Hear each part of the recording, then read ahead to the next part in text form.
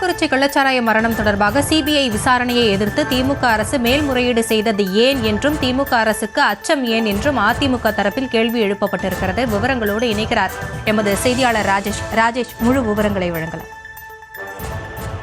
வணக்கம். கள்ளக்குறிச்சி கள்ளச்சாராய மரணங்களுக்கு நீதி கிடைக்க வேண்டும் என்றால் அதற்கு ஒரே வழி சிபிஐ விசாரணை தான் என அதிமுக பொதுச் செயலாளர் எடப்பாடி பழனிசாமி தெரிவித்திருக்கின்றார்.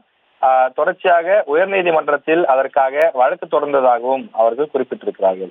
அஇஅதிமுகவினுடைய கோரிக்கையை ஏற்று உயர்நீதிமன்றம் உத்தரவிட்ட அந்த சிபிஐ விசாரணைக்கு எதிராக உச்ச நீதிமன்றம் சென்றது திமுக அரசு எனவும் எடப்பாடி பழனிசாமி குற்றச்சாட்டை முன்வைத்திருக்கின்றார். மேலும் அதில் நீதிமன்றம் திமுக அரசு குட்டுதான் வாங்கியது என்றாலும் எதற்காக மேல்முறையீடு செய்தது என்றும் அவர் கேள்வி எழுப்பியிருக்கின்றார். இதில் அச்சம் ஏற்பட என்ன காரணம் என்றும் கேள்வி எழுப்பியிருக்கக்கூடிய அதிமுக தொடர்ச்சியாக சிபிஐ விசாரணை தேவை, அப்போதுதான் இந்த 67 உயிர்களுக்கு ஒரு நியாயம் கிடைக்கும். கள்ளச்சாராயம் விஷம் அருந்தி அந்த 67 பேர் உயிரிழந்த நிலையிலே அவர்களுக்கு இன்னும் முழுமையான நீதி கிடைக்கப்படவில்லை. அதிலே சம்பந்தப்பட்ட அதிகாரிகள், உள்ளூர் பிரமுகர்கள், இந்த விஷச்சாராயத்தை கலந்தவர்கள் யார் உள்ளிட்ட பல விஷயங்கள் கண்டறிய வேண்டிய தேவை இருக்கின்றது.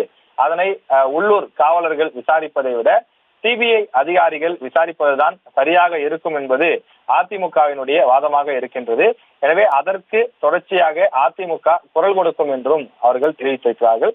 இது தொடர்பாக அதிமுகவினுடைய சமூக வலைதள பக்கம், அதிகாரப்பூர்வ பக்கத்திலே விரிவான அறிக்கை ஒன்றும், எடப்பாடி பழனிசாமி முன்பு பேசிய காணொலி ஒன்றும் பகிரப்பட்டிருக்கின்றது. அதில் இந்த வழக்கினுடைய அந்த தன்மை குறித்தும் இதற்கு ஏன் சிபிஐ விசாரணை வேண்டும் என்பது குறித்தும் விளக்கமாக தெரிவிக்கப்பட்டிருக்கின்றது. குறிப்பாக இந்த கள்ளக்குறிச்சி கள்ளச்சாராய விஷ மரணம் தொடர்பாக உண்மையான நீதி கண்டறியப்பட வேண்டும், உரிய தீர்வு வேண்டும் என்றும் அதிமுக சார்பில் தொடர்ந்து வலியுறுத்தப்பட்டு வருகின்றது. தொடர்ந்து அதிமுக சார்பில் ஐடி விங் சார்பில் ஹேஷ்டாக் ஒன்றும் ட்ரெண்ட் செய்யப்பட்டு வருகின்றது.